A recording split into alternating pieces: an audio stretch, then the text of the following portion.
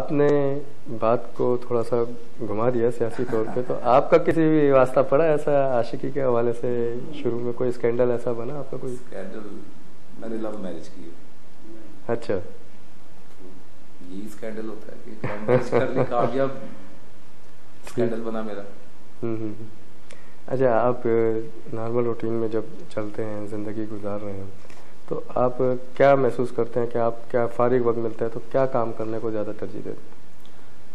मेरा ख्याल है कि आजकल जितना चैनल्स हैं, फारिग की बात कर रहे हैं, सोने का टाइम नहीं मिलता अक्सर का। और अच्छा। शुक्र है, इसी मसरूफियत की एक कोशिश थी, स्ट्रगल थी, कभी थिएटर पे, कभी टीवी पे, कभी कहीं, कभी फिल्म में।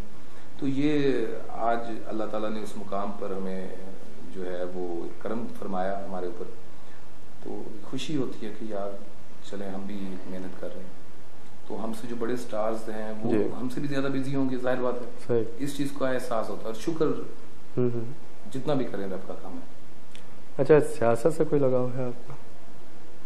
सियासत से इतना ही लगाव है कि मैं सियासत से जवाब दूंगा कि अगर मैं किसी एक को कहूँ कि ये मुझे अच्छे लगते हैं या ये अच्छी पाकिस्तान के लिए मैं समझता हूँ, मेरी अपनी सोच की हद तक अच्छी, तो वो दूसरे के साथ नाइंसाफ़ी होगी। तो ऐसा है कि जितने भी सियासतदान हैं वो हमारे एक नेक नीति से अगर पाकिस्तान की खिदमत करें जी, तो मेरा ख्याल है कि उनका इस कौम के ऊपर बड़ा एहसान होगा। अच्छा, आपने पाकिस्तान को रिप्रेजेंट किया बैरून मुल्क कहीं जाकर? नहीं, इत्तेफाक से मैं पाकिस्तान में इतना मसरूफ़ रहा हूँ कि मुझे इतना टाइम ही नहीं मिला कि मैं बाहर की तरफ तवज्जो दूँ। कभी कॉलेज लाइफ में कोशिश थी, ख्वाहिश थी, घूमे फिरे, लेकिन शुक्र है कि अब इतनी मसरूफियत है कि लाहौर से बाहर निकलना बहुत मुश्किल हो जाता है कि कभी कहीं अजीज़ों की तरफ जाना, उसका टाइम नहीं मिलता। तो बिज़नेस अपना यहाँ अच्छा एक आपने चलाया हो, शुक्र है। अच्छा, इस वक्त आपको सबसे अजीज, सबसे ज़्यादा मोहब्बत किस चीज़ से? अपनी माँ से थी, है और रही। वाह, बहुत अच्छी बात है। नाजरीन, ये हमारी बातचीत जो है इस टाइम चल रही है ज़फ़र इरशाद साहब के साथ। यकीनन आप इसको बहुत एंजॉय कर रहे होंगे। मिलते हैं एक छोटे से ब्रेक के बाद, इसे बढ़ाते हैं। अच्छा ज़फ़र साहब, ये बताइए कि आप खेलों से आपको किस हद तक लगाव? जी, क्रिकेट मैंने बहुत खेली है। कॉलेज में मैंने क्रिकेट जिम्नेजियम जी ज्वाइन किया हुआ था, तो एक अच्छा क्रिकेटर भी था। लेकिन मेरे साथ जो मेरा पेयर था, मेरा फ्रेंड था, वो बाहर चला गया, पाकिस्तान से बाहर। अच्छा। तो वो बाहर खेलता रहा, लेकिन मैंने फिर उसके बाद क्रिकेट नहीं खेला। जबकि जब मैंने कॉलेज में एडमिशन लिया तो उसी बैच में वसीम अकरम साहब भी थे, और उसी फर्स्ट ईयर के अंदर ही वो सिलेक्ट हुए। अच्छा। और हमारी भी वही दौड़ थी, लेकिन फिर फील्ड चेंज हो गई, डिफरेंट, बिल्कुल पैटर्न चेंज कर दिया लाइफ का आपने? लाइफ का पैटर्न चेंज हो गया। अच्छा। जिंदगी के कुछ हादसे ऐसे होते हैं कि जो इंसान का उसका स्टाइल, उसकी जिंदगी जो है ना वो तब्दील कर देते हैं। अच्छा, आप स्कूल टाइम, कॉलेज टाइम के जो दोस्त हैं वो अब आपको मिलते होंगे, कोई हैं आपके राब्ते में? जी जी, मेरे बेशुमार फ्रेंड्स हैं और मुख्तलिफ शोबे ज़िंदगी के अंदर वो बिजी हैं। मेरे टीचर्स हैं, मेरा एक हल्का अहबाब है जी। फिर मैं NGOs के साथ मैंने काफ़ी वर्क किया। अच्छा।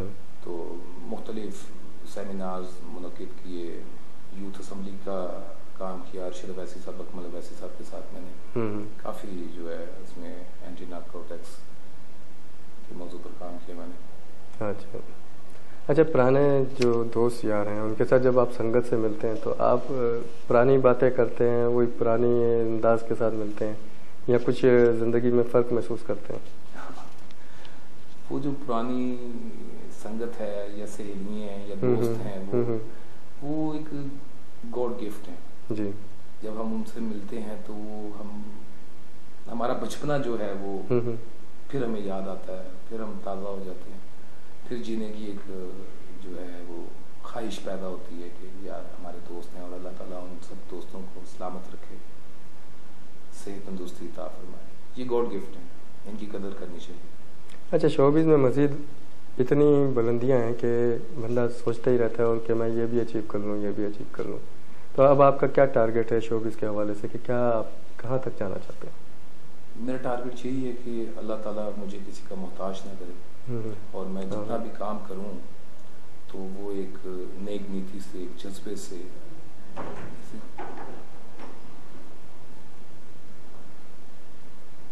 नेक नीति से जज्बे से सवाल अब शोबिज़ में आपका इतनी अचीवमेंट्स होती हैं, तो अब आपका क्या अचीवमेंट, क्या टारगेट है शोबिज़ में? देखिए, टारगेट मेरा नहीं, शेड्यूल जो है वो अल्लाह ताला ने बनाया है जी, और उसके शेड्यूल में हमारी कोई मुदाखलत नहीं है, हमारी ज़रूरत नहीं है कि हम उसके शेड्यूल को इधर उधर कर सकें। मंजिल है, हम जिस ट्रैक पर हैं, हम अपने शोबे में हैं, हम उसको नेक नीति से, अब जैसे कि आज थिएटर चल रहा है जी, लेकिन मैं खुद अपनी मर्जी से कुछ करना चाह रहा हूँ। फैमिली थिएटर में काम करना चाह रहा हूँ कि मैं फैमिली थिएटर के ऊपर काम करूँ जी, कुछ ऐसा करूँ जिसके पेश नज़र मैंने अलहमरा के अंदर मुख्तलिफ प्रोडक्शंस की। अच्छा, साल 2 साल मैंने अलहमरा को चलाया, तो उसका मुझे अच्छा रिस्पांस मिला। अच्छी फैमिलीज उसमें प्ले देखने के लिए आती हैं। पीछे हमारे गवर्नर साहब की फैमिली आई, वो हमें कैश इनाम दे कर गई। अच्छा, तो वो हमारे लिए अवार्ड है कि हमारे प्ले को एक फैमिली प्ले तस्वर किया गया। पीछे इंडियन डेलीगेशन आया, उसने हमारे प्ले को जो है वो मार्क किया कि आज ये आप प्ले इंडिया लेकर आए।